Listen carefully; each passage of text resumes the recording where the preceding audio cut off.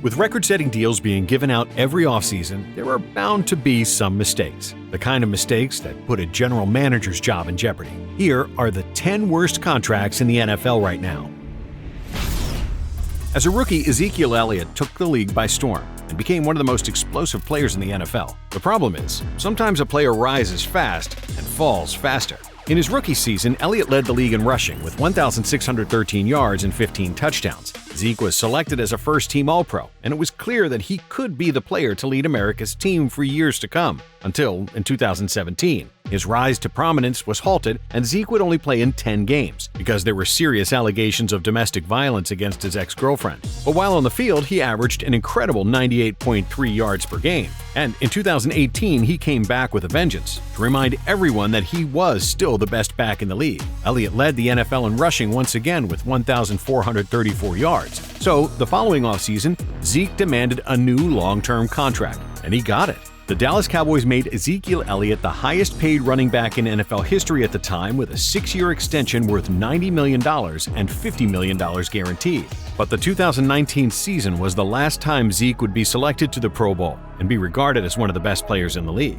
Since then, Elliott's numbers have dropped significantly. In 2020, his yards per game and yards per carry were the lowest of his career so far. Zeke averaged just 65.3 yards a game, which ranked 14th, and 4.1 yards per attempt, which ranked 41st among running backs. Elliott has not played anywhere close to what his contract suggests, and his career highs were achieved in his rookie season. Running backs don't often take up so much cap space, and Zeke's contract is exactly why. But Zeke wasn't the only rising star to peak early. Jamal Adams better improve quickly, or this could be his last big contract. Coming out of college, Jamal Adams was widely regarded as one of the best prospects at safety in decades. He was drafted 6th overall by the New York Jets, and the team knew they were getting a good player. But what they didn't know was Adams had the ability to take over games on his own. At times, he could even be their entire defense. Then, following an incredible rookie season, Adams took a massive leap and solidified himself as one of the best safeties in the league. Even though he wasn't the best in pass coverage, his ability to disrupt opposing offenses made up for that. His knack for getting into the opposing backfield and racking up sacks was something the NFL hadn't seen before from the safety position.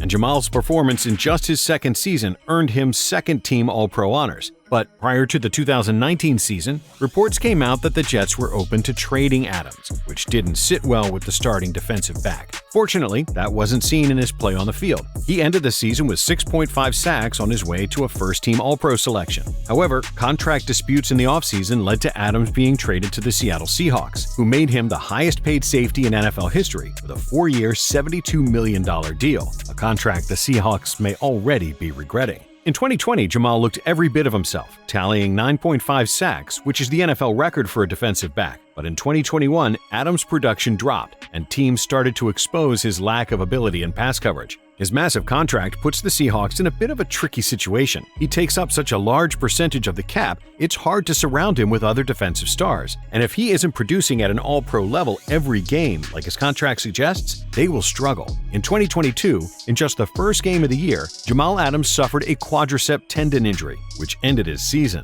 But young stars aren't the only ones securing big contracts and taking an even bigger dump on the team that signed them. Kenny Golladay wasn't a high first-round pick with a lot of hype coming into the league. In fact, in 2017, the Detroit Lions selected him in the 3rd round. Golladay had to fight for his place and earn a starting role.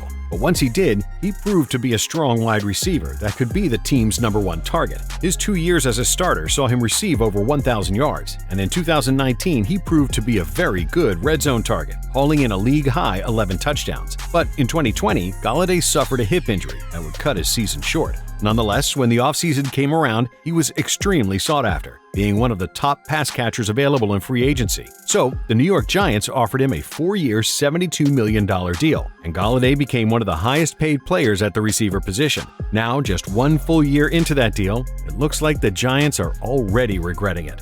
Golladay ended his first season in New York with 37 receptions for 521 yards and no touchdowns. So far in 2022, Golladay barely even sees the field for the Giants. Unless he can recapture some of that 2019 form, this will go down as one of the worst free agent signings in NFL history. At least Galladay's problems remained on the field, because Frank Clark had issues on the field and off of it. Coming into the 2015 NFL Draft, Frank Clark was drafted with the 63rd overall pick by the Seattle Seahawks. They were coming off back-to-back Super Bowl appearances, and Clark was benched to sit and learn. But when he got his chance, he took it. Clark was coming off 3 straight seasons of 9 or more sacks with the Seahawks before he hit the free agency market. And in 2018, a 13-sack season landed him a huge contract with the Kansas City Chiefs. A 5-year contract worth $105.5 million with $63.5 million guaranteed, making him one of the highest-paid defensive players ever. But to say that Clark has been a disappointment since his arrival in Kansas City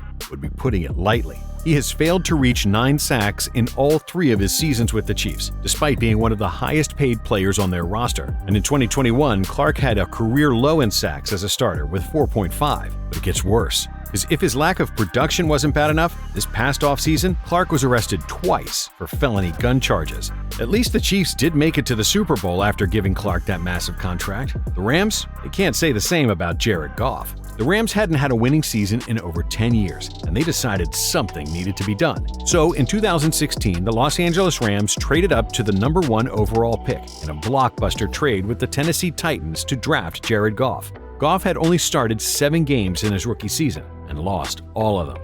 But when new coach Sean McVay was hired, things began to look up for Goff and the Rams. McVay found a way to get the best out of the former number 1 overall pick. In 2017, Goff was able to make his first playoffs appearance, and in 2018, he threw for 4,688 passing yards and 32 touchdowns, taking the Rams to the Super Bowl. This was enough for the Rams to offer Goff a 4-year extension worth $138 million, with $110 million in guarantees, which was the most ever at the time. But following this huge contract extension, Goff's numbers took a dip. He threw for fewer touchdowns, his completion percentage decreased, and he threw more picks. And in 2020, Goff's play only continued to plummet. He and McVay were no longer on the same page, and the Rams gave up on Goff. So they traded him to the Detroit Lions as part of a package for Matthew Stafford. And, unfortunately, it was the Lions who were left with the remainder of his massive contract. Goff's first season in Detroit was rough. He finished 3-10-1 in the 14 games he started. While things are looking up for the Lions in 2022, Goff seems to be a very expensive placeholder for whoever their next signal caller will be.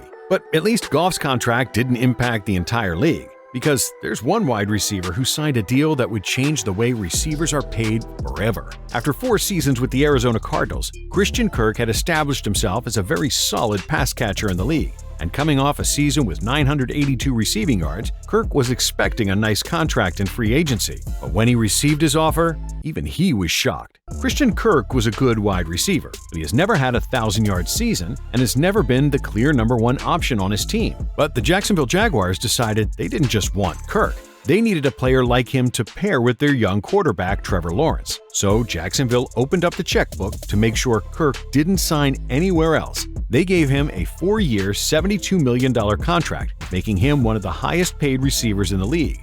As a result, many people blame this contract for other top-tier receivers who were far more established than Kirk being given enormous contract extensions. Kirk is off to a good start with the Jags, and hopefully he can live up to his deal. Until then, though, it will go down as one of the biggest overpays in NFL history. But that wasn't the only massive contract that would change a position's market forever. Byron Jones was drafted in the first round by the Dallas Cowboys, and at the time he was a solid cornerback, capable of following the opponent's number 1 receiver. At the very least, it's fair to say Jones did a good job. So after 5 years in Dallas, it was time for Jones to explore free agency. And in 2020, the Miami Dolphins decided they would try and create the best cornerback pairing in the league. After boasting the 2-time interception leader in Xavier Howard, the Dolphins went out and added Pro Bowl cornerback Byron Jones with a 5-year, $82 million deal. But the problem wasn't the money. See, they thought Jones would take his game to the next level and shut down receivers with Howard on the other side.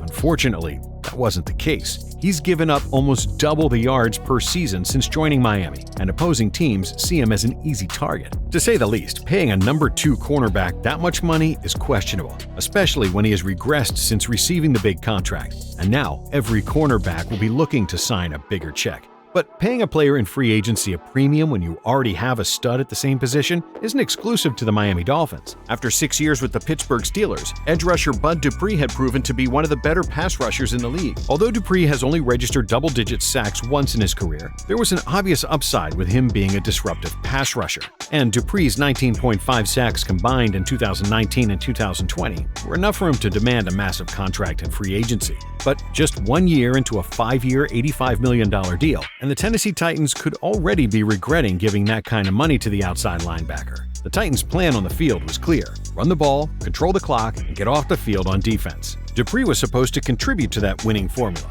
It wasn't to be. He missed 6 games in 2021 and recorded only 3 sacks. Then, to make matters worse, Harold Landry, who was already on the team, registered 12 sacks. If Dupree can stay healthy, he still has time to justify his hefty deal. Otherwise, the Titans will have to deal with a terrible contract for the next 4 years. And while most players on this list have received questionable contracts, C.J. Mosley actually deserved every penny he got. He burst onto the scene in 2014 with the Baltimore Ravens, who selected him 17th overall. In his first 5 seasons, CJ was selected to 4 Pro Bowls and had 4 second-team All-Pro selections. He quickly established himself as one of the very best inside linebackers in the league, and was the unquestioned leader on a formidable Ravens defense. So in 2019, when he hit free agency, there were plenty of suitors, and Mosley had earned any contract that was set to come his way. Because Mosley had the profile of a player who could be the cornerstone of a struggling team and help inspire a winning culture. The New York Jets came in and offered him a mega deal, a 5-year, $85 million contract. The idea was for Mosley to come in and be the lead of the Jets' defensive unit. In his first game with the Jets, he made 5 tackles and returned an interception for a touchdown. It looked as though the Jets made the right move, until a groin injury in the third quarter of that Week 1 game would cause him to miss the rest of the season. Mosley then opted out of the 2020 season, and his return in 2021 did not live up to expectations. Although he was one of the tackle leaders in the league, his flaws in pass coverage were exposed multiple times. He allowed a completion percentage of 85% when targeted and gave up 3 touchdowns. To sum things up, his injury record, combined with his inability in pass coverage, made this a very bad contract for the Jets. And unfortunately, injuries are far too often the cause of a perfectly reasonable contract becoming a bad one. But sometimes, contracts are just bad from the start. The Patriots know this all too well. The 2021 offseason was awkward for many teams trying to build an offense because there was a real lack of production among pass catchers that were available. This opened the door for tight ends to get paid, and one of these tight ends was Jonnu Smith. He showed a lot of promise during his time in Tennessee, and when he hit free agency, he received a fair amount of interest. Smith would be a solid pickup for most teams, but the reality was that he never managed to reach 500 receiving yards in his career, and he wasn't exactly the best at run blocking either. So when the New England Patriots signed Jonnu Smith to a 4-year, $50 million deal, making him one of the highest paid players at the position, it raised a few eyebrows. Then, to make the situation even weirder, the Pats also signed tight end Hunter Henry to a 3-year, $37 million deal. But who are we to question the great Bill Belichick, right? Belichick probably had a plan for the tight ends, and in Smith's final season with the Titans, he hauled in 8 touchdown receptions. However, it's safe to say Belichick might have gotten it wrong on this one, because Smith ended up the first season in New England with an abysmal 298 receiving yards and just 1 touchdown in 16 games. Hunter Henry was far and away the tight end number 1, and it just doesn't make sense to pay a backup tight end that kind of money. The Patriots better hope Smith can contribute a lot more than he has so far, because this contract isn't magically going away.